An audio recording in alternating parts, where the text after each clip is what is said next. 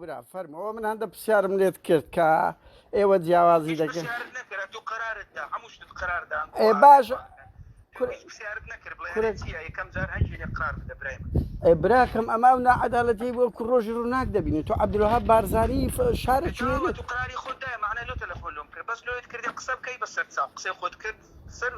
نانە پرسیار جواب دەدەمەوە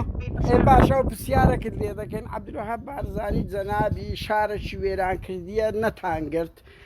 نەتانگرتیە چەند پەرلەمانتار ولا أسايش لواني بياني لخستخانة الطواب وتأجر نمر ما هو إجراءات شكري بول خطوق ساكي براكم أنجو هەموو سزاتان لادانی فەرمانبەرە ئەوە جەریمەی گەورەی کردی شارەی وێران کردیە کام دەکرێت بزانین مەلەفی چکرایەتی دوای لۆ ئیزندرا شارێکی وێران دەکا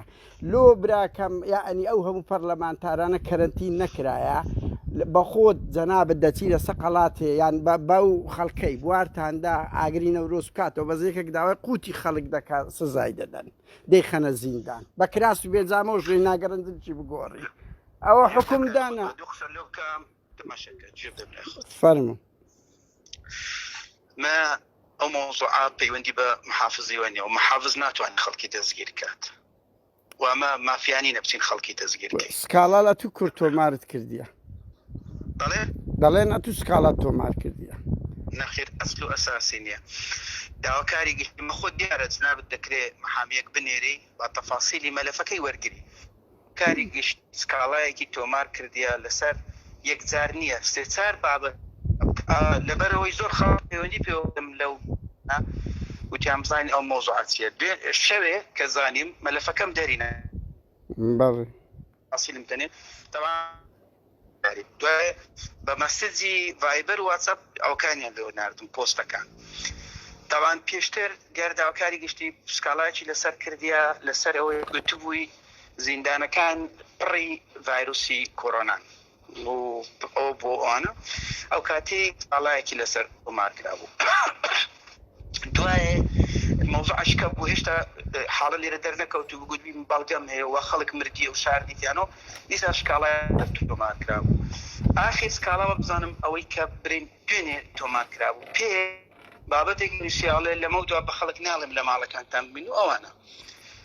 کرایەتە ئەمری قەبز ئەمری محکەمە ئەوانەی چوینە پۆلیس بوویە ئەمری ئەوە قراری محکەمەیە و تو دەستگیر دەکرێت بە پێ ئەوە ئێستاش دنیا خراپ نەبووە ناڵێن قانون سەروەرە و چی دەبابسی محامی بۆ خۆی بگری بیسەلمی کە ئەوەی ئەو کردی ئازادی ڕۆژنامەگەیە ئەتو لە سوی دەژی لەو زروفەی کە زروفەی ئیستیسنائیە معقولە کەسێک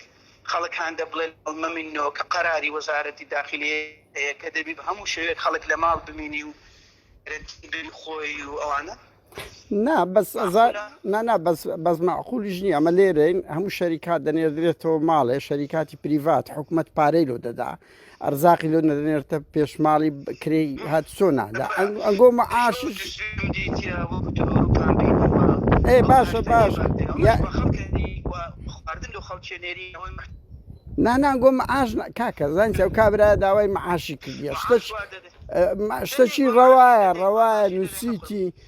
دەزانی چی ئەنگۆ یاسا ئەنگۆ باس سەروەری یاسا لە بۆمە دەکەن بەزەر لە بۆ سەفەقیران دەکەن هەموو کەس دەزانی تۆ ئەگەر یاسا لەسە دوو مەسئول بکردبە دوو کەسیت کەتان کەرەنتین بکردبە بە خۆت ئاگری نەورۆزت نەکردبایەوە حەق خۆت بوو ئەو شکایەتانە و ئەو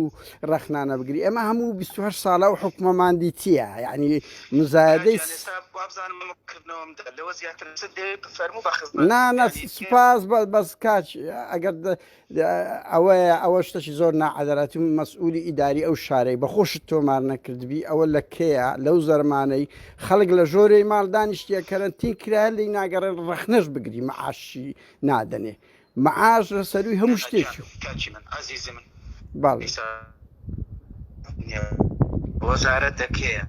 ئەو پارێز ئەوەیە تەطبیق قانون بکەم ئەو قەرارەتانە هەیە لە مەسلحەتی ئەو خەڵکی وە شەو و ڕۆژ نەچوینەوە شپێنی سەعات 2 چووی بۆ ماڵێ